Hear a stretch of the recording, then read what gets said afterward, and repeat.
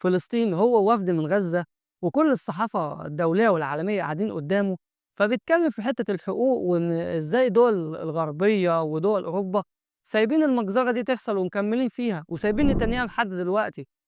فقالها لهم كده بكل وضوح ومن غير ما يختشي: مش انتوا اللي كنتوا عارفين مصر في ملف حقوق الإنسان؟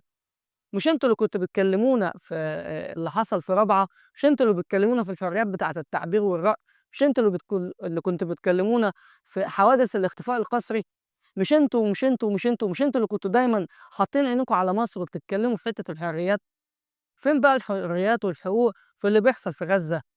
فالراجل يعني بيجيب من الآخر، مش مكسوف ولا بيخاف ولا بيختشي، بيدّيها زي ما هي كده. يعني مش يعني في ناس حد يقول لك إيه، ده راجل دبلوماسي ممكن يلِف ويتكلم بطريقة شيك، ده لأ، ده بيجيب من الآخر. رقم 2، عنده ردود حاضرة في كل الظروف والأوقات.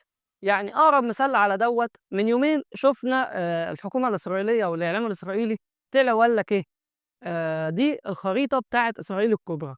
طب نيجي نبُص لخريطة إسرائيل الكبرى، نلاقي سوريا، ونلاقي أجزاء من السعودية، ونلاقي أجزاء من سينا، ويمكن نُص مصر كلّها، وهي دي أو هو ده الحلم بتاع نتنياهو. طبعًا حاجة زي ديّة أنا استغربت إن باقي الدول العربية اللي هي الخريطة بتاعتها موجودة جوّه ما اتكلّمتش، ومصر هي الوحيدة اللي اتكلّمت. هو